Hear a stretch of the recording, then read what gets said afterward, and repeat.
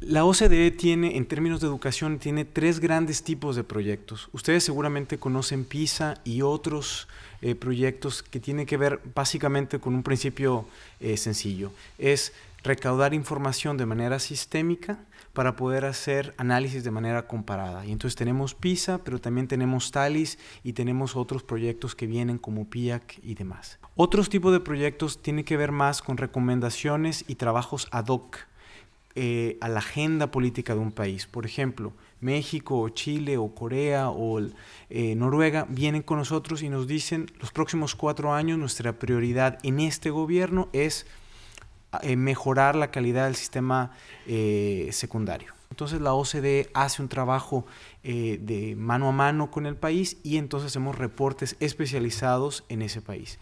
Y hay una tercera área que es más bien los estudios temáticos. Y en esos estudios temáticos básicamente los países de la OCDE dicen: OCDE, estos son nuestros temas relevantes para los próximos años. Este reporte está en esa lógica, en una lógica donde trabajamos con diferentes países para presentar algunos principios generales que intentan ser relevantes para todos los países de la OCDE. Y entonces lo que yo les propongo ahora es compartir con ustedes los principios básicos de este reporte y luego las recomendaciones que se han dado a los países. A continuación, quiero presentar tres indicadores que la OCDE utiliza para definir de manera comparada lo que nosotros queremos llamar el fracaso escolar. El primero es cuántos alumnos alcanzan un mínimo, en este caso en PISA, pero ¿cuántos alumnos alcanzan un mínimo de conocimientos y de habilidades? En esta gráfica, bueno, se muestra el porcentaje de estudiantes por debajo del nivel 2 de PISA, y bueno, vemos que hay países como Chile o México o Israel tienen altos porcentajes y otros como Cataluña o Estonia o Canadá tienen menos. Pero ojo, aquí hay una trampa en esta gráfico.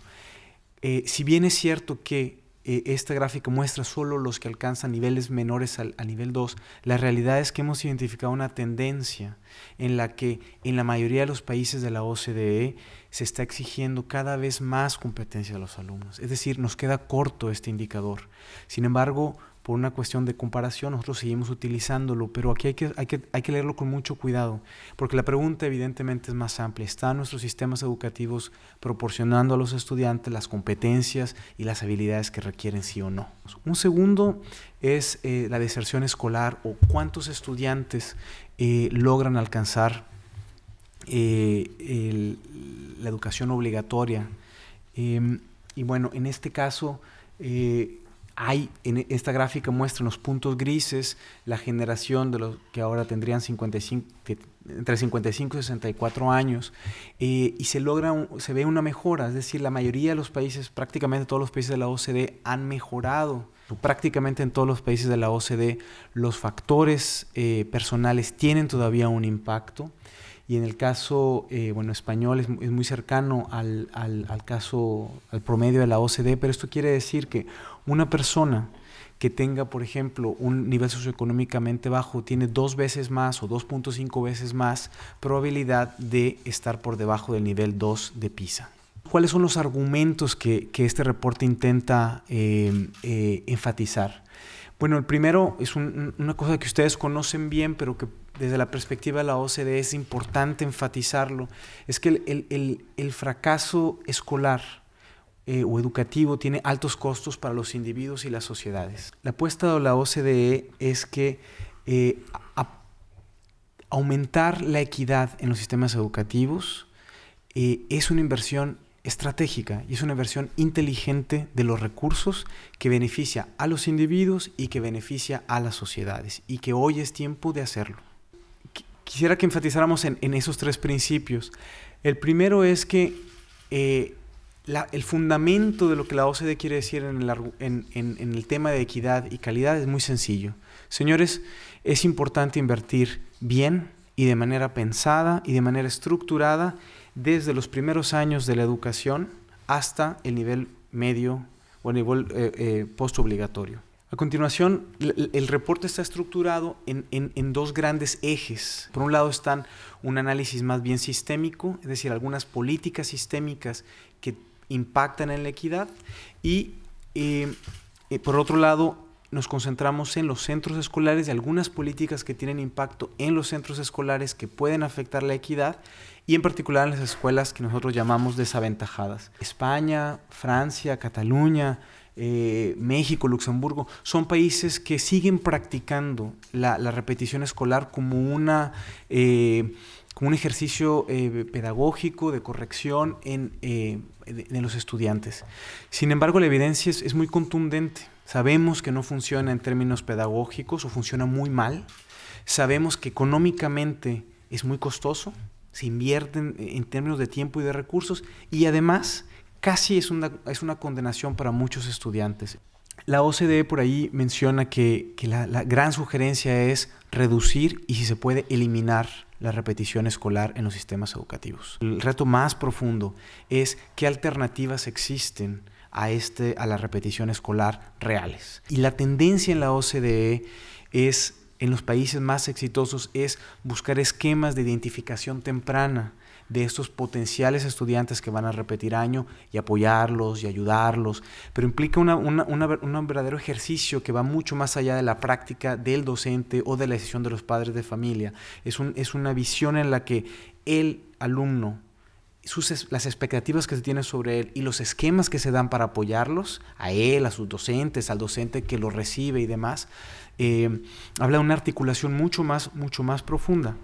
Otro principio fundamental es que los estudiantes desaventajados, que son generalmente los que sufren en este sistema porque los padres son generalmente los que menos capacidad tienen para moverse y demás, que estos niños, estos jóvenes sean atractivos para las escuelas. Hay países como Chile, un país muy desigual en su sistema educativo, que han buscado esquemas en los que un niño que llegue a una escuela pues viene con cierto presupuesto. Pero si este niño viene de un extracto socioeconómico más bajo, bueno, viene con ese presupuesto más 40%. Pero si es realmente de un extracto muy bajo, viene con ese presupuesto más el 40%, más el 21%. Invertir en los primeros años es una manera de reducir costos después, es una manera de asegurar que los chicos y los docentes batallen menos después y de alguna manera la evidencia es suficientemente sólida en ese sentido. Y por último, que se busque un equilibrio entre la responsabilidad del centro escolar, qué le compete verdaderamente al centro escolar y qué le compete a las autoridades regionales o a las autoridades más centrales en cuanto a la obtenció de los recursos i el seguimiento de esos estudiantes. El que nosaltres voldríem ressaltar és quin model pensem o pensaríem que podria encaixar més en un món complex i en un món del futur en què vivim i visionem les institucions educatives com a sistemes organitzatius molt complexos. I això ens porta a pensar que un lideratge estrictament personalista, unipersonal, pot ser no del tot eficaç. Podria ser-ho en entitats petites, però no tant en les macroorganitzacions que a vegades es converteixen en les institucions educatives i, a més, en totes les exigències que a nivell social i de tota mena li exigim a la institució escolar. Pel que fa als equips docents i la millora del clima, creiem que aquest és un element fonamental. Creiem que això requereix un marc de molta més flexibilització. El marc legal ho permet, d'alguna manera. L'autonomia de centres permet fer projectes educatius singulars, una altra cosa són els recursos per poder-ho fer, però a vegades no és tant qüestió de recursos com de conviccions organitzatives i de canvis de mentalitat. En aquest sentit, nosaltres apostem perquè pugui haver-hi aquest acompanyament més efectiu per un grup reduït, un equip de docents que tenen un grup d'aprenentatge, un grup d'alumnes determinat i que fan tota la docència en aquest grup i que el van seguint i per tant que el poden anar acompanyant. Ja sé que això genera o generaria, sobretot en el cas de secundària, canviar el que són els espais, el que són els temps, el que són la pròpia concepció de les modalitats de docència, de les modalitats d'agrupament de l'alumnat, però asseguraríem que no hi ha ningú que queda enrere i que, per tant, tot l'equip docent té coneixement de tots i cadascun dels seus alumnes i els pot acompanyar en el seu procés global. La repetició de curs, tot i que encara ens queda una cultura reàcia en aquest tema, Però sí que hi ha les dades. Aleshores, no sé, jo penso que no hem de discutir molt. Mirem les dades. No és una mesura efectiva. No serveix pel que diem que ha de servir, en la majoria de casos. Això no vol dir que no hi hagi casos específics en què no pugui ser vàlid. Sí que és veritat que els mestres han de tenir els recursos i els suports adients i necessaris en aquests contextos més desafavorits i que, evidentment, una de les polítiques que podríem promoure és incentivar a que siguin atractius pels professors docents que vulguin anar-hi. Hauríem de tenir els millors professionals en aquests centres. D'una banda, cal millorar la governança. Per exemple, cal fer corresponsables i promoure la col·laboració entre els actors del sistema, des dels docents fins al govern, passant, evidentment, pels ajuntaments, també. Cal avaluar l'impacte de les polítiques sobre l'equitat. Cal promoure un lideratge escolar distributiu. Cal formar i seleccionar els líders en competències claus, en la qualitat humana, en la millora pedagògica, en la gestió i estratègia escolar, i també cal que siguin capaços d'establir vincles amb la comunitat i també jugar una funció política.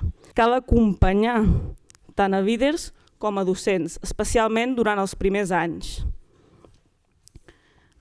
Per a tal fi, es proposa crear xarxes d'escoles i crear figures de mentors o líders i docents referents. És a dir, podem facilitar que líders i docents més experimentats ajudin a líders i docents novells. D'altra banda, si volem transformar i millorar significativament els resultats que obtenen les escoles, cal convertir l'actual projecte escolar en un full de ruta. No pot ser només un tràmit burocràtic, sinó que ha de ser el full de ruta de la millora de l'escola.